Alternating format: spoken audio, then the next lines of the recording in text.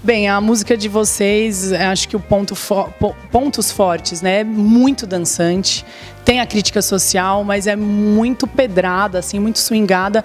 E eu acho que uma parte disso é pela guitarra elétrica, né? Porque ela é associada à festa de rua, ela que deu origem ao trio elétrico. Então, ela traz essa alegria, essa vontade do povo pular e dançar, né? Eu acho que a coisa de Salvador tem essa coisa muito solar na música, né? Então, vocês são assim. Então tem assim, tipo, você não consegue fazer muito uma música dissociada daquele ambiente que você tá.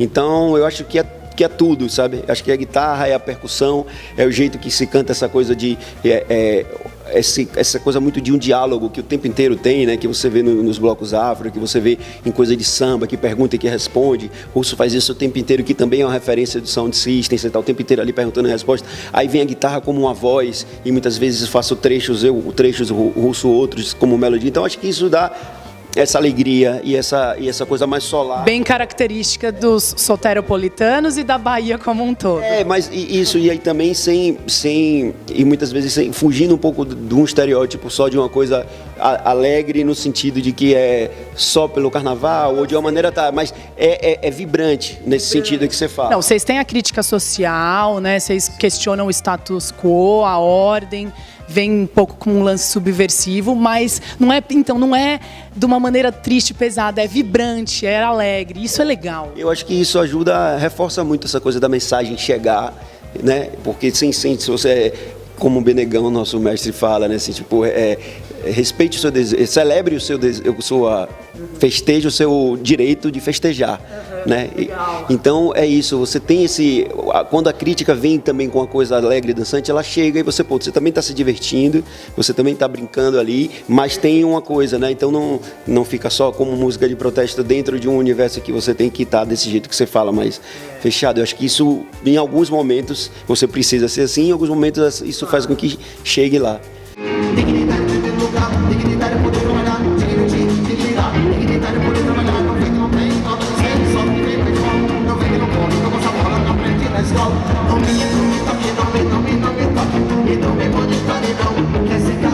Claro, eu queria falar um pouco assim da arte visual do grupo, né? Vocês sempre trabalham com o Felipe Catarcho, né?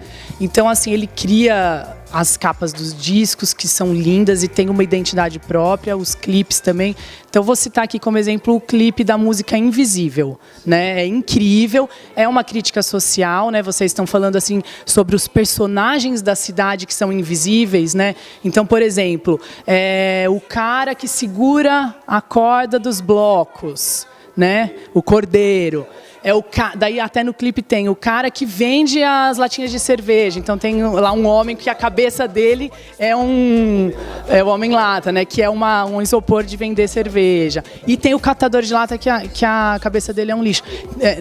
São os lixos recicláveis. E esses personagens tão incríveis, né? Que garantem a festa. Sim. E às vezes são tão invisíveis, né? Exatamente. O Invisível acabou virando isso, assim, um tema que a gente levantou. Ela saiu como um single, até depois de Duas Cidades, né? Ela sai com um single ali junto com o Forasteiro, que é uma música instrumental. Então, Invisível, ela acabou falando desse invisível. A gente conseguiu enxergar várias coisas, né? Parte desse invisível social, ou do invisível que às vezes está no seu dia a dia, de pessoas que você não consegue enxergar, até o invisível do que aborda coisa mais espiritual, mais etérea. Sim. São muitos invisíveis ali, a gente brinca com isso, e o trabalho de Felipe é o fundamental, tipo assim, ele ilustra isso. Na verdade, o Baiana surge disso, o Baiana é audiovisual. Sempre que a gente, assim, quando às vezes a gente pergunta, quantos são os integrantes, não sei o que, a gente fala Felipe, mas ele está no palco, não, ele não está no palco, mas ele é um integrante desde sempre.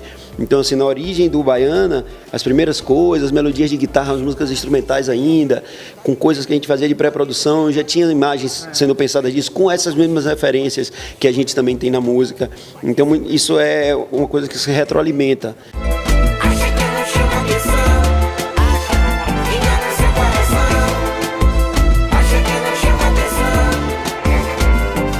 Eu acho fundamental ter um personagem como o Felipe na banda que cuida do projeto gráfico, das artes visuais, porque fortalece a mensagem. E é como você falou, vocês são uma banda audiovisual, vocês têm muito cuidado com isso, né? Totalmente. E aí foi chegando em coisas, símbolos que as pessoas identificam, né? A máscara, por exemplo, que está no Invisível, que virou o ser, né? Um Baiana System. As pessoas hoje identificam, vê a máscara, já sabe que é o Baiana System. Então, muitas vezes, uma imagem que Felipe pensa ou que propõe ali, acaba alimentando nossa música, né? Ele acabou de fazer um clipe de Capinguiné, que é uma faixa que lançou com Titica também, então tem todo um universo ali que é trabalhado e que acaba nos inspirando musicalmente. E ele cria símbolos, né? Símbolos. Bem, e para finalizar, eu queria falar do carnaval, né? Porque Bahia, todo mundo relaciona com carnaval. E vocês fazem o trio elétrico de vocês sem corda, né? Isso, exatamente. Assim, é o navio pirata, né? Que a gente acabou. Na verdade, o Baiana, desde que começou, o Baiana sai no carnaval. A gente reforça a importância do carnaval para o nosso trabalho. Sim.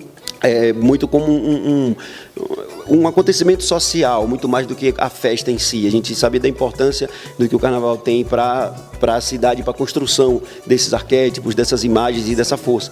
Então, no primeiro ano, a gente já sai num trio elétrico Pipoca, que chamam, que já era uma tentativa ali, na época da Secretaria de Cultura, de quebrar um pouco aquela cultura dos blocos, a forma que os blocos vinham.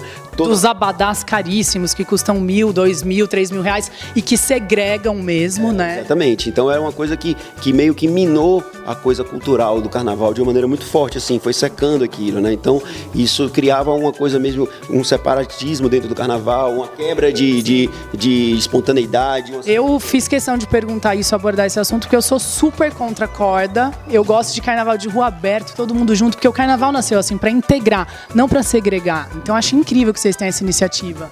Na verdade, isso já era uma coisa que também vinha acontecendo, não foi uma iniciativa nossa, mas a gente se identificou com isso e era a nossa necessidade de se expressar no carnaval passava por isso. Então, os trios vinham dentro desse trio Pipoca, porque você tinha cordas em situações no carnaval que eram, por exemplo, para proteger um bloco que tinha um desfile de fantasias e aquilo, sei lá, uma foché que tinha que ter a corda porque...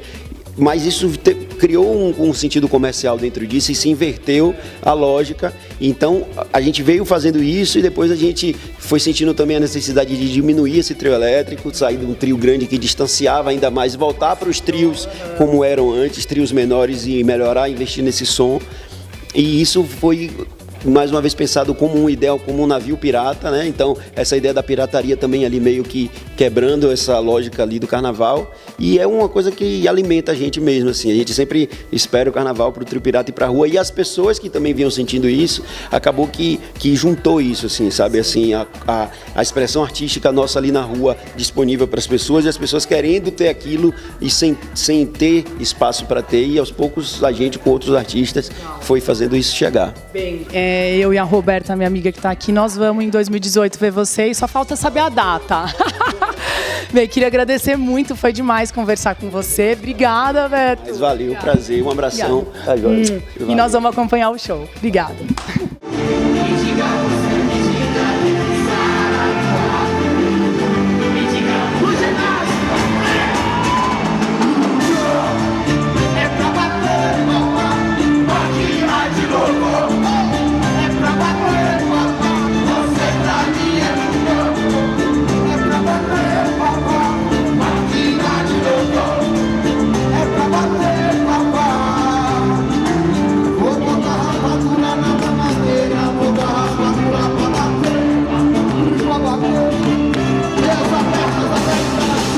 Vou botar a matura na mamadeira.